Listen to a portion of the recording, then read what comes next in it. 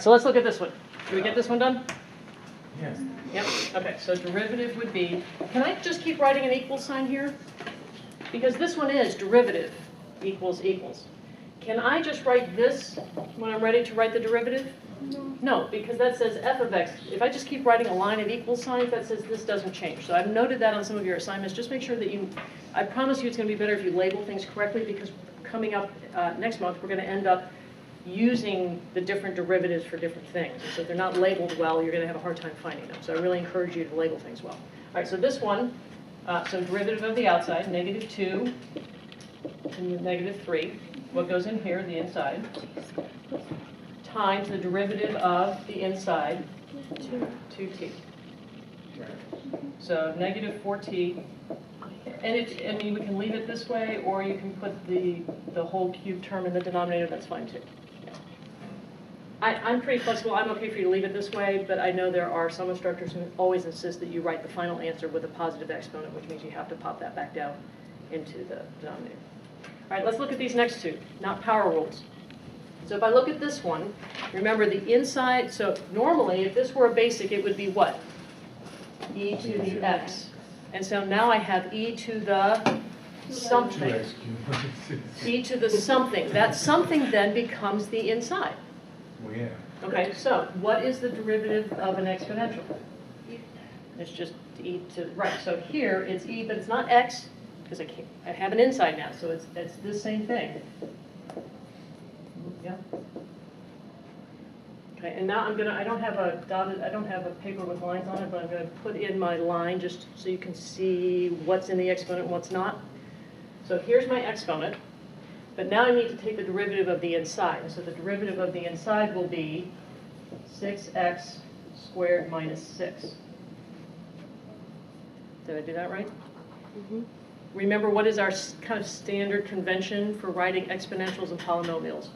Tend to put the polynomial part in the front. And part of the reason for that is that it becomes very clear. If I write it this way,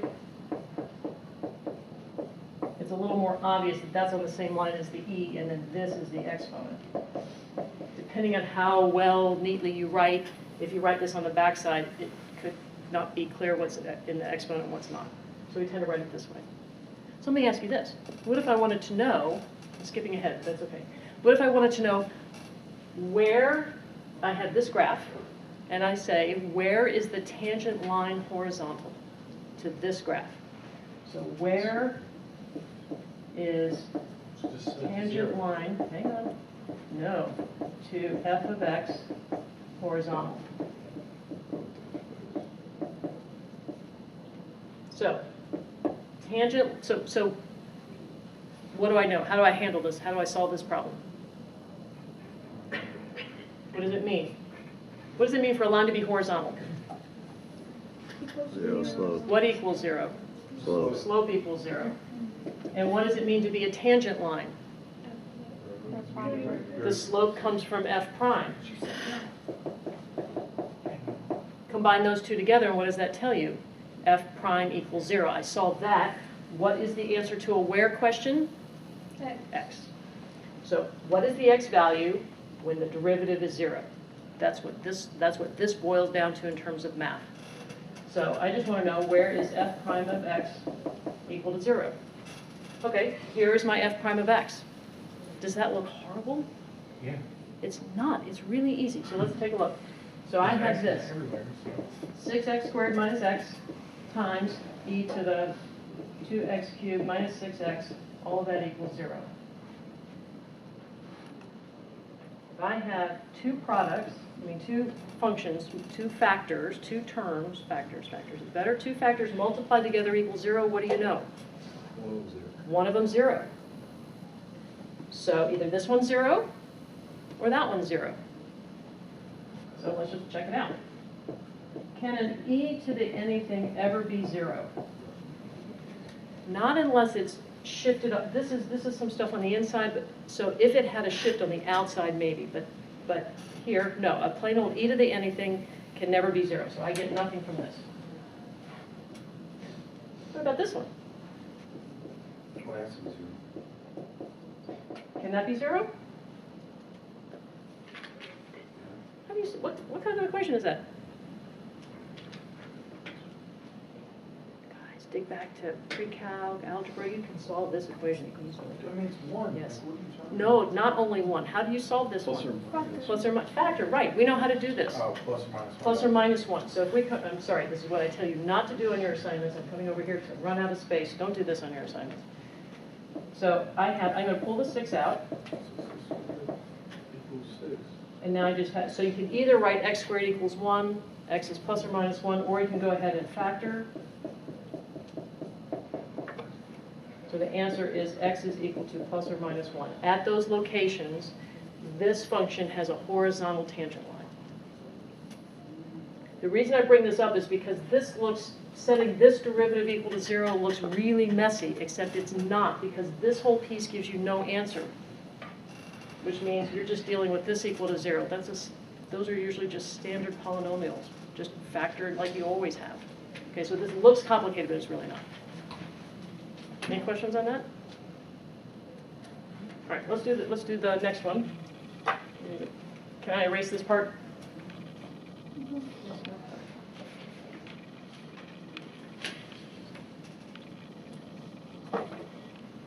Okay, everybody stand up.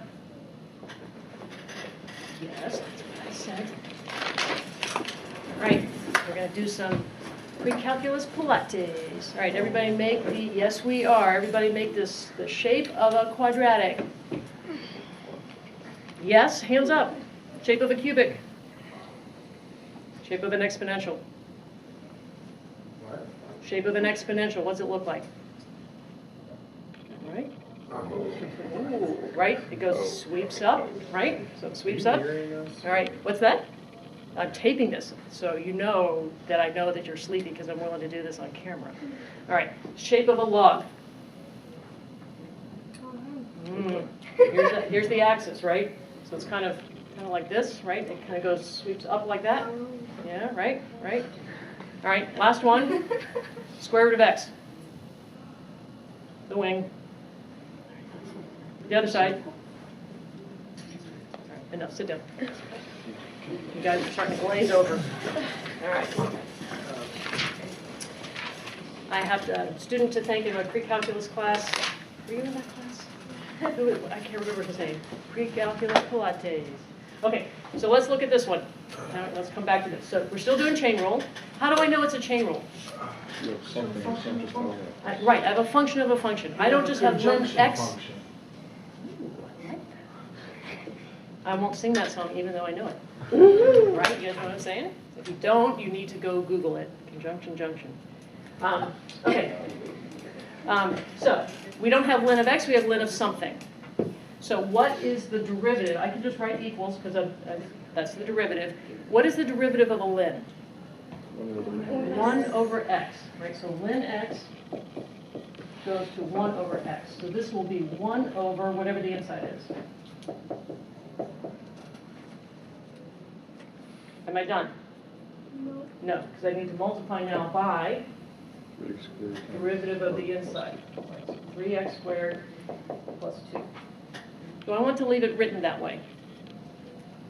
No, I mean, I might as well combine those. So I think that you're better off to write it this way.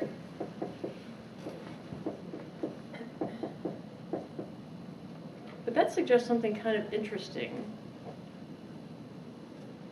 The derivative of the bottom is in the top. Because of the way lns work out, you say 1 over the inside times the derivative of the inside. So you can skip, once you understand that clearly enough, you can skip this middle step and go straight to here. Sometimes the way we write this is du over u. Remember we talked about if we were to rewrite this as ln u, okay, just simplify that inside and make it just a u. So the derivative for a ln, you end up with the derivative of the inside is in the top. So derivative of the bottom is in the top. That's going to become useful to us when we do this backward process called integration. Okay. Come.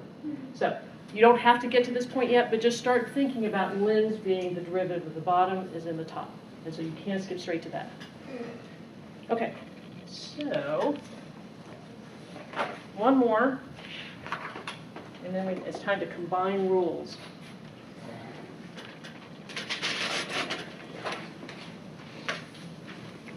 right, so let's look at this one.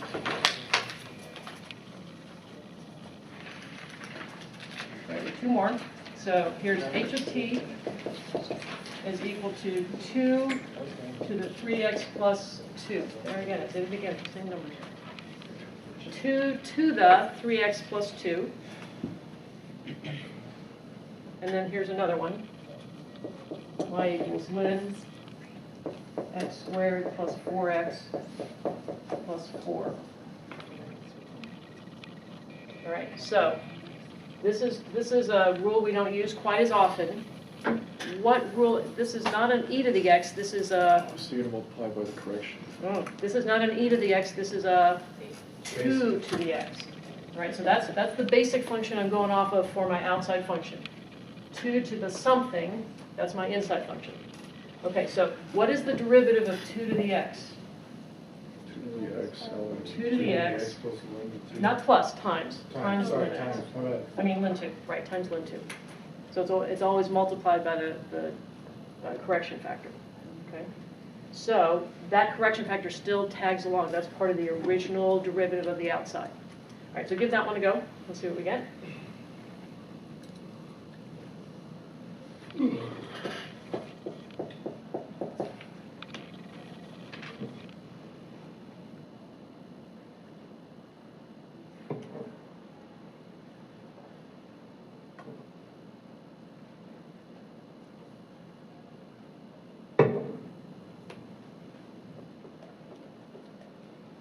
If you get done with that one, think about this second one. There are 2 ways to do that one there. One uses laws of logs. If you get done with this one, start puzzling over the next one.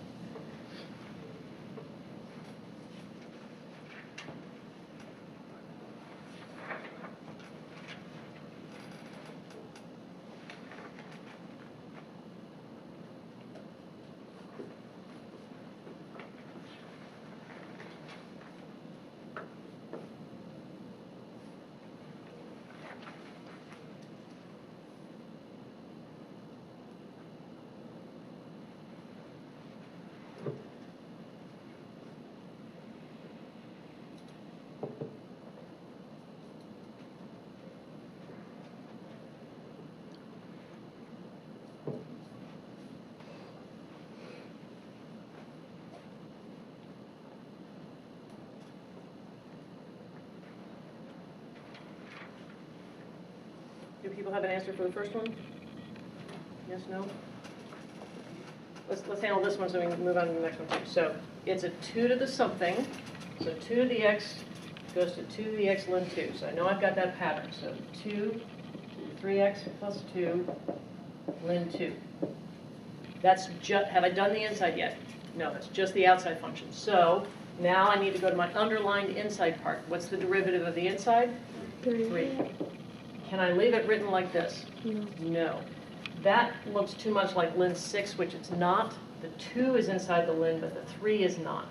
So I think we need to probably write this. We tend to write the lns at the end so that there's no confusion what's inside. So I'm going to pull the 3 in. This one's just a mess. There's no good way to write this one. I think I'm going to write it this way.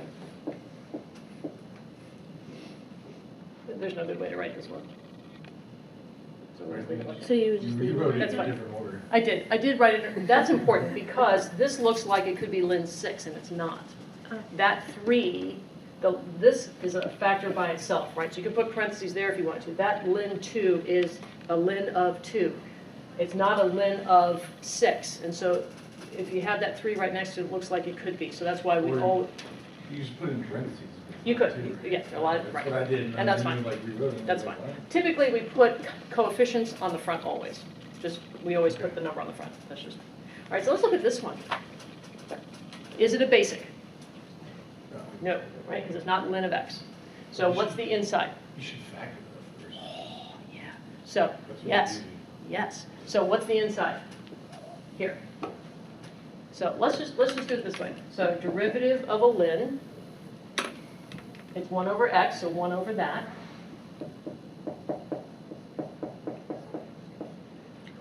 Right?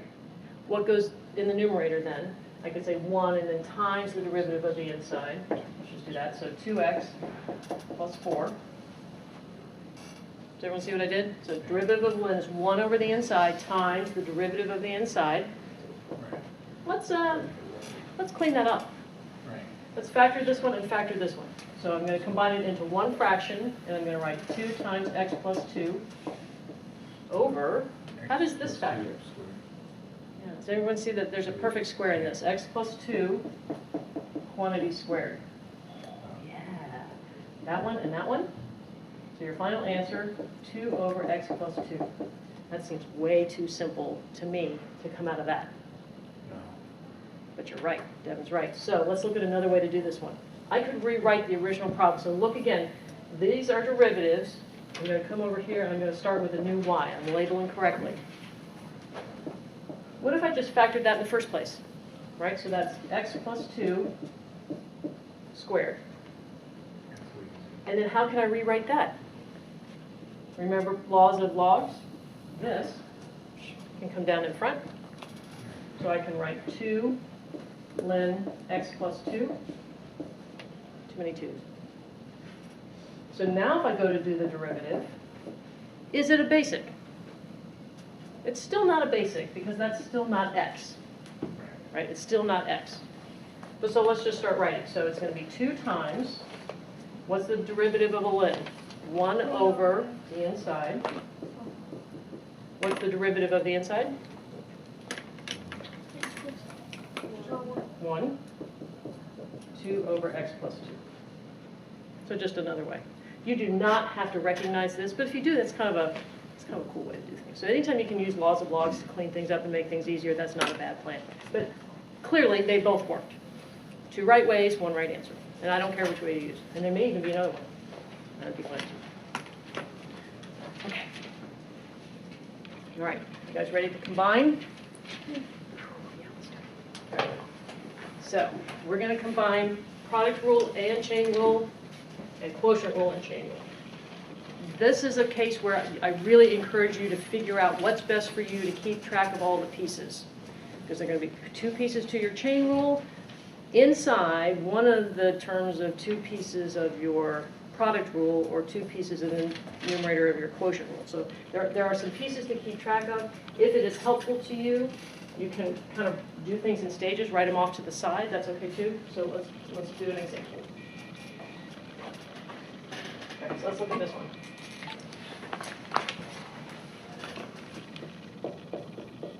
N of x equals 2x times 1 plus 3x squared to the 4th.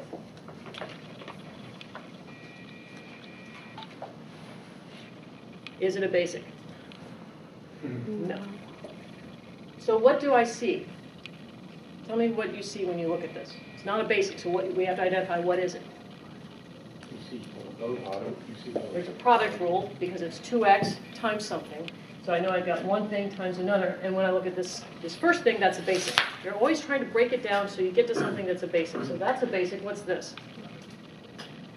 Is this a basic? No. But this is just this part right here. What is that called? Chain rule? Chain rule. That's the rule for dealing with the problem. What is that actually called? The chain rule. So the noun is chain rule? There's a power rule and a chain rule. Yeah, I call it the chain rule. Yes, it's called the chain rule. Right, okay. Right. When you say that, it makes it sound like chain rule is the process for dealing with Oh, that. and I So what probably- would that be called? This would be called a composite function. Yes. Product. So yes. So when I'm looking at this and I see a product rule, it's because it's the product of 2 functions. And when I say this is a chain rule, yes, because it's a composite function, and the way I handle it is to use a Right, 'cause chain when rule. you Yeah. asked me what that was, I was Yeah. like, I don't Yeah. know. Yeah. Okay. So which one takes precedence? The chain rule only impacts the derivative of this one piece. So really, the bigger picture is the product rule. Oh.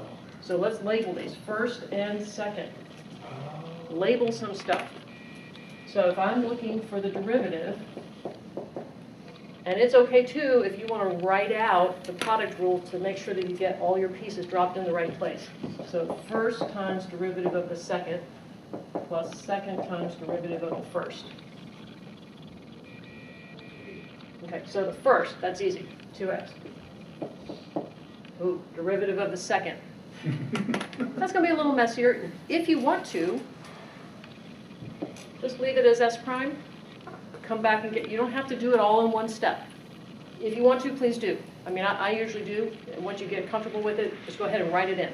But if you feel like it's going to be too many pieces, because once you've done this, you might think you're done, which is one reason why writing it out helps you make sure that you get just finishing this big one doesn't finish the entire product whole. So plus the second, that's easy, 1 plus 3x squared to the fourth times, what's the derivative of the first? 2.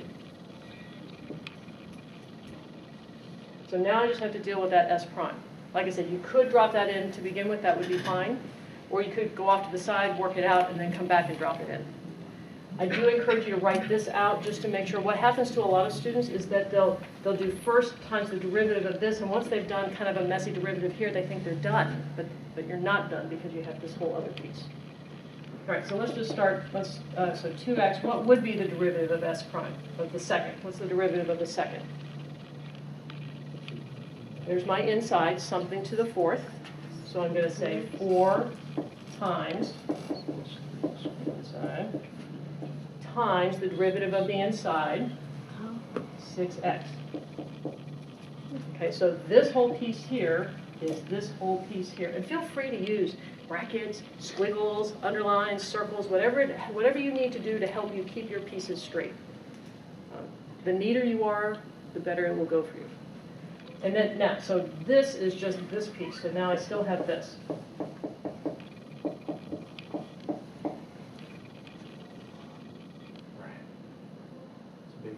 It's a lot of pieces.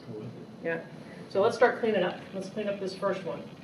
2 times 4 is 8 times 6 is 48 x squared.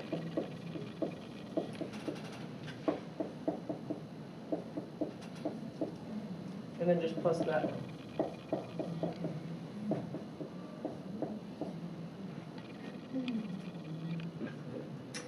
We can clean that up more. You see something that's common to both terms, right? I have one term here and one term here. What's common to both? Literally the same. This cubed. You just add. Right, so I'm going to pull out this 1 plus 3x squared cubed. That's in both terms. That's in this term and this term. So what's left from this first term when I pull out 1 plus 3x squared quantity cubed? Just the 48x squared. What's left here? The 2. 2 plus 6x squared. And then I've got another, right, I pulled out 3 factors, so I'm left with one more factor of this. And then just combine. Okay? So, does everyone see what I did? So the important part is once you get to this, it looks kind of messy, but it can clean up. And the reason you want to clean it up is because what if I were to ask you, where is the derivative equal to 0? You can't solve it like this, but once you start to factor it, you might. And this one won't. I picked a bad example for that, but you want to clean this up. This will never equal 0 because everything is, there are no negative signs. Everything's positive. No matter what I actually put in there, you're going to get a big positive number out of it. So this is a bad example for that. But so the idea is, once you've written this, if you've got the same factor in 2 places, you've got 1 plus 3x squared quantity cubed. Pull that out, that's what's left. Pull that out, this is what's left. So now what is this? 48x squared plus 2 plus 6x squared.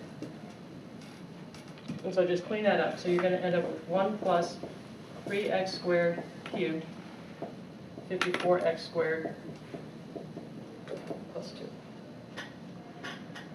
Yes? Did I do that right? Yeah. Okay. Yeah? Okay. So while this is the correct answer, this is the simplified answer. So this is the answer you're going to see in the back of the book. So if you get to this step and you say it doesn't look like that, this is the step you need to go through. And there, like I said, the reason we do this, if this had been, I can't change it now, but if this had been a negative sign here, and then I could ask, where is this derivative equal to 0? I can't do that till I get to factor form. I know you're looking at the clock, I got time. Okay, so let's look at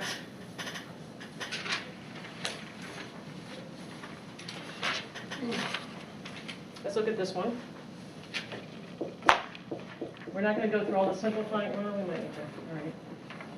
2x over 1 plus 3x squared to the fourth. Yes. I was thinking, I wasn't asking. Okay. That's That was fine. like my brain. That's fine. Think away. We were talking about setting it to 0, and then I was looking at that and trying to think, if we were trying to find where it was horizontal. This one never is, because both of these terms are always, are they ever 0? Right, but I was thinking through the process of having, Oh. having a composite function times a function divided by another function. Because like I know when it's like just a composite function or basic or something, but it's just the one, like, never mind. You could always ask the question, where's the tangent line horizontal? And that's just derivative equal to 0. So it doesn't matter whether it's ugly or simple, same process. Oh, okay, yeah, that makes sense. So what is this? What do you, when you look at this, what do you see? Numbers. Quotient rule, for sure, right? One function divided by another. So we know we've got quotient rule. And that means you have a basic for the top, that's fine. What about the bottom? The bottom is, it's a composite function, so we have to use chain rule. Okay, so again, I'm going to write out the quotient rule, make sure I have all the pieces. Bottom times derivative of the top minus the top times the derivative of the bottom, all over the bottom squared. Okay, so bottom, 1 plus 3x squared to the fourth, times derivative of the top, which is 2, minus the top, times the derivative of the bottom. We've already done this one, right? That's the same chain rule, same composite function we had before. So again, here is the inside. I encourage you to keep underlining your insides. So this would be times 4, 1 plus 3x squared cubed times 6x. All over the bottom squared. So what would this to the fourth squared be? To the 6th. Not to the 6th, the 8. It's to the fourth and squared, so it's like a to the fourth times a to the fourth. So there'd be 8 of them all together. So one thing to remember is if you've got x squared cubed, it's x to the 6th, because it's x squared times x squared times x squared. So it's a multiplying thing. Okay. Does this look really horrible? Not really. Yeah, sort of, but if you look at it, what's in everything? So I'm seeing this term and this term and this term. Is there one factor that's common to all of them? Yeah. Yeah, I get 1 plus 3x squared cubed. I can pull that out of all of them. If I can pull it out of every single term, I can pull it out. So that is going to, I'll pull it out of here. I'll leave 1 here, because right, I've taken 3 out of the 4, and this would be a 5. If you can, yes? Because there's a 1 plus 3x squared quantity cubed in each of those terms. If you can do that first, it will help simplify quickly. Do not ever multiply out the top like unless it's very, very simple. So now what do I have? I've got 2 times 1 plus 3x squared minus 2x times 4 times 6x, 48x squared over 1 plus 3x squared to the 5th.